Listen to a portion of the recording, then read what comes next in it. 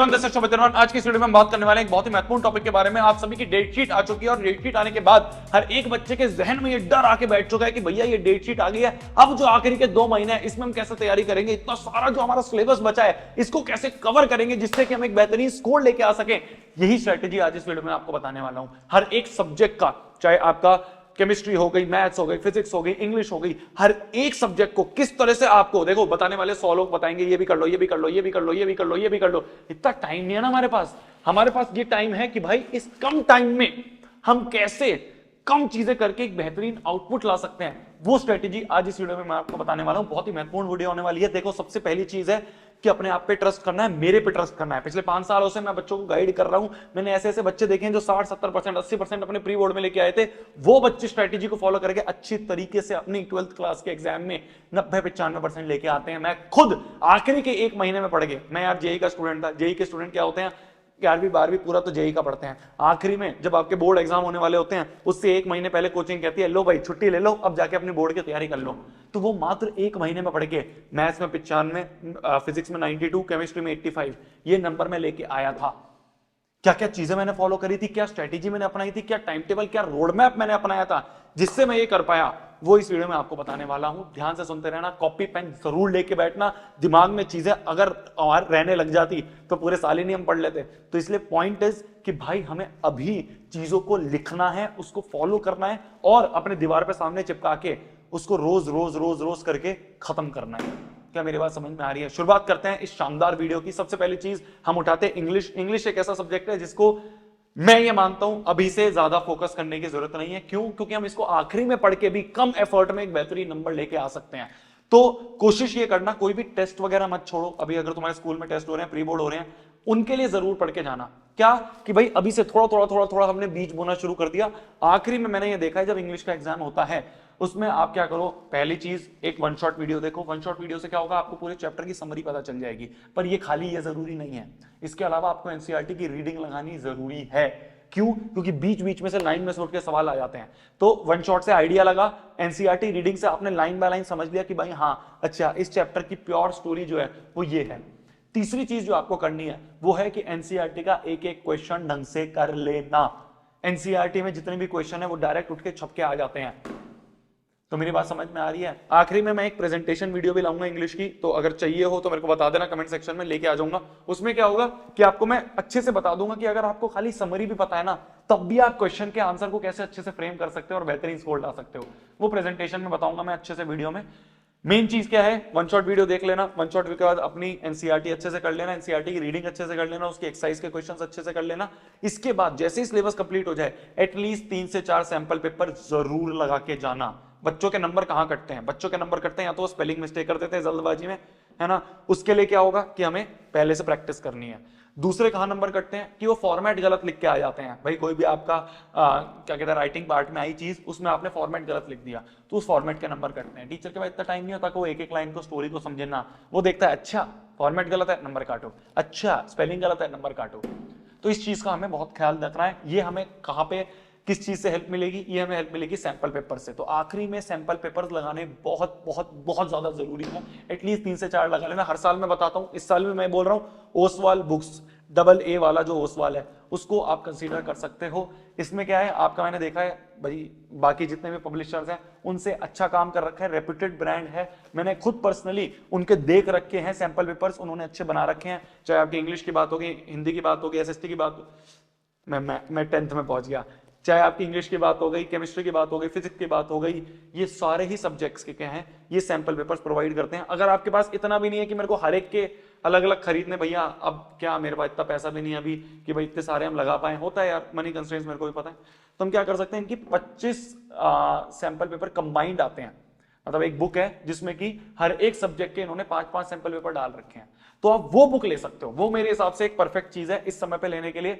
उसका लिंक मैं नीचे आपको डिस्क्रिप्शन में दे दूंगा। आपको स्टेशनरी से खरीदना है स्टेशनरी से खरीद लेना, पर लेके उसको करना जरूर।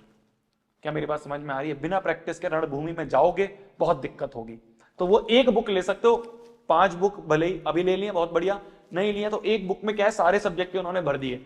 वो मेरे को एक प्यारी चीज लगी, उसका मैं लिंक दे दूंगा आपको। डायरेक्ट अमेजॉन का लिंक है, आप मेरे से लो। कहीं पॉइंट ये नहीं है, मेरे को कोई ऐसे कमीशन नहीं मिल रही है इसमें, पॉइंट इज लेके करना जरूर। क्या मेरी बात समझ में आ रही है? लेके करना जरूर। वो बुक सामने रखी रहेगी ना तुम्हारे, तो तुम्हें ये है कि भाई हाँ ये बुक रखी है, बुक रखी है, करनी है करनी है करनी है, तो वो सवाल बुक्स के अच्छे हैं, तुम उसको कंसीडर कर सकते हो। ये आ गई आपकी किसकी बात? ये आ गई आपकी इंग्लिश की बात। अब आगे बढ़ते हैं हम। आगे अगर हम बात करें केमिस्ट्री की, तो केमिस्ट्री में देखो मेरी जान, फिजिकल इनऑर्गेनिक, वैसे इन्होंने सिलेबस बहुत कम कर दिया है, तो नॉर्मल आप वन शॉट वीडियो से काम चला लोगे। डर लगता है भैया ऑर्गेनिक में। ऑर्गेनिक के लिए ना मैंने तुम्हारे लिए ऐसे रामबाण चीज बना दिया। लास्ट ईयर मैंने लास्ट मैंने इसको लॉन्च करा था, बच्चे पागल हो गए थे इस चीज को देख के, इतनी मेहनत इसमें लगी है ना। मैंने क्या करा है, मैं आपको चीज समझाता हूं। देखो केमिस्ट्री का आपने एक चैप्टर उठाया, उसका वन शॉट देखा, वन शॉट से आपको चैप्टर का ओवरव्यू हो गया। अब मैंने आपके लिए क्या करा है ना, जैसे मैं अगर एक चैप्टर उठाऊं हेलो एल्केन हेलो एरीन, तो इसमें सबसे पहली चीज इस चैप्टर के जितने भी नेम रिएक्शन है एक जगह लिख दिया। आपको अलग अलग जाके ढूंढने की जरूरत नहीं है, एक ही जगह पे सारे नेम रिएक्शन लिख दिए।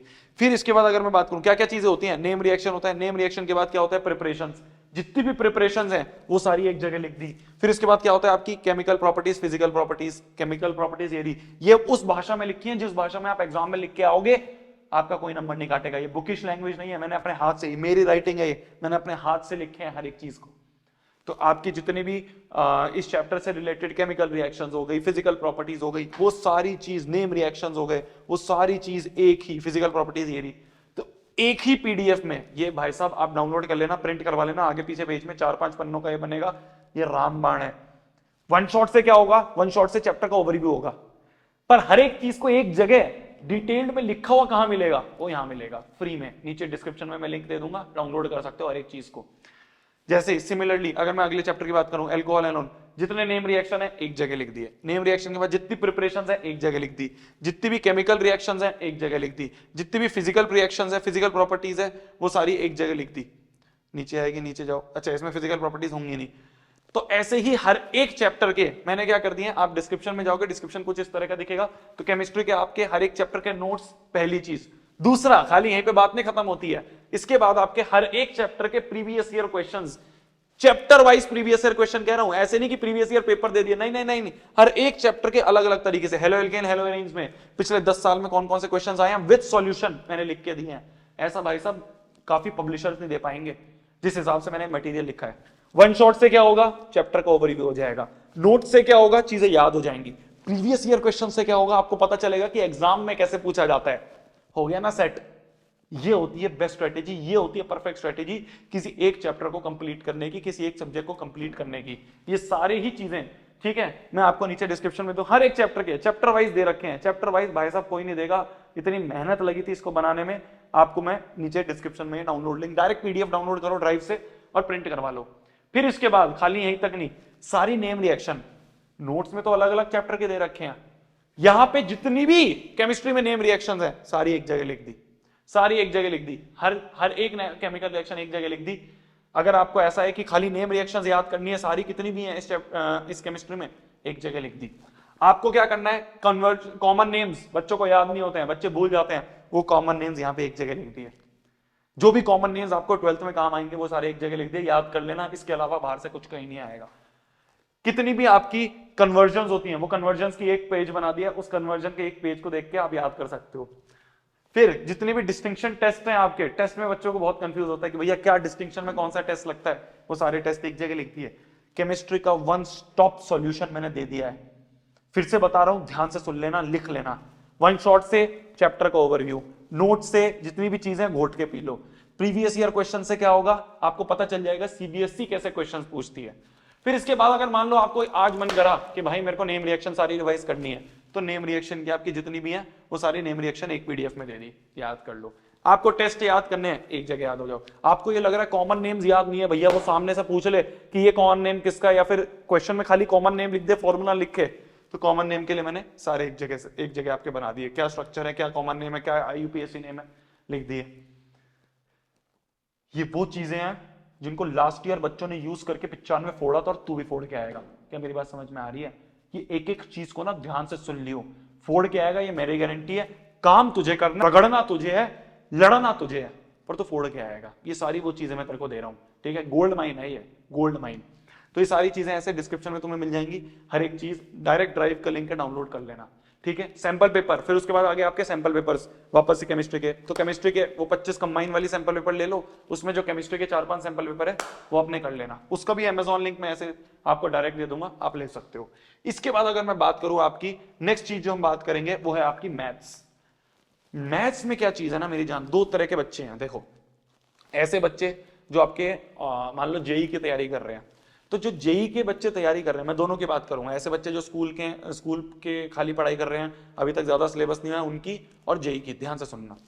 ऐसे बच्चे जो जेई की तैयारी कर रहे हैं, देखो तुम्हारे को जो चीज पढ़ाई गई है ना, तुम्हें सेम टू सेम वैसा ही अपना मैथ्स के एग्जाम में लिख के आना है, ऐसा कुछ अलग नहीं होता है। तो तुम्हें क्या करना है, जो बच्चे जेई वाले हैं, एनसीईआरटी का एक एक क्वेश्चन अच्छे से एक बार कर लेना, उसके सॉल्यूशंस अच्छे से देख लेना, किस तरह से लिखे हुए हैं, किस तरह से आंसर लिखते हैं, सजा सजा के कैसे लिखते हैं वो समझ लेना, और हर एक चैप्टर के प्रीवियस ईयर क्वेश्चन जरूर कर लेना। कहां से मिलेंगे भैया, चैप्टर वाइज ये रहे, अरे शोभित भैया तुम्हारे सामने है, तुम ये सोचते हो भैया कहां मिलेंगे, ये रहे ना, शोभित भैया के चैनल पे मिलेंगे। हर एक चैप्टर के इनवर्स ट्रिग्नोमेट्रिक क्वेश्चन फंक्शन के कौन कौन से आए, हर एक साल में कौन कौन सा क्वेश्चन आया है, वो सारा मैंने आपके लिए क्यूरेट करके एक पीडीएफ में लिख दिया है, पीडीएफ को डाउनलोड कर लेना, डिस्क्रिप्शन में हर चीज दी हुई है। एनसीईआरटी कर लो, एक एक क्वेश्चन अच्छे से रटा होना चाहिए, कैसे लिखना है पेपर में जाके, और प्रीवियस ईयर क्वेश्चन। कॉन्सेप्ट तो तुम्हारे वैसे ही स्ट्रांग है, तुमने पहले हर चीज पढ़ रखी है, तो खाली ये दो भी कर लो कि काम बन जाएगा, मैंने भी यही करा था। अब ऐसे बच्चे जो कि अभी शायद सिलेबस बहुत कम हुआ है या फिर अभी उठाया ही नहीं है, तुम्हारे लिए मैं रामबाण चीज बता रहा हूँ। देखो, पहला काम है वन शॉट वीडियो देख के चैप्टर को समझ लेना, ठीक है, अभी से लग जाओ, टाइम बहुत कम है, दिक्कत आएगी। वन शॉट वीडियो देख के चैप्टर का ओवरव्यू लेना शुरू कर दो। दूसरा, एनसीईआरटी को एक एक क्वेश्चन को घोट के पी जाओ। तीसरा, हर एक चैप्टर का प्रीवियस ईयर क्वेश्चन कर लो, previous year question direct repeat होते हुए दिखेंगे, इनको कर लेना। फिर जैसे ये सिलेबस कंप्लीट हो जाए मेरी जान, 4-5 सैंपल पेपर अच्छे से लगा लियो। क्यों? क्योंकि तेरे को अभी सिर्फ आदत है आसान आसान एनसीईआरटी के सवाल करने की। पेपर में कैसे सवाल आने हैं, कैसे किस तरह से घुमा के आ सकते हैं सवाल, वो तेरे को पता चलेगा सैंपल पेपर में। ये 4 चीजें कर लियो, हो सके तो एग्जाम्पलर कर लियो, पर अगर ये 4 भी कर लेगा तो मोर देन सफिशिएंट होगा, ठीक है। ये हो गई मैथ्स की बात। मैं ज्यादातर जल्दी इसलिए बोल रहा हूं क्योंकि तुम्हारे पास टाइम नहीं होगा ज्यादा वीडियो देखने का। मैथ्स के बाद अगर मैं बात करूं, आती है फिजिक्स की।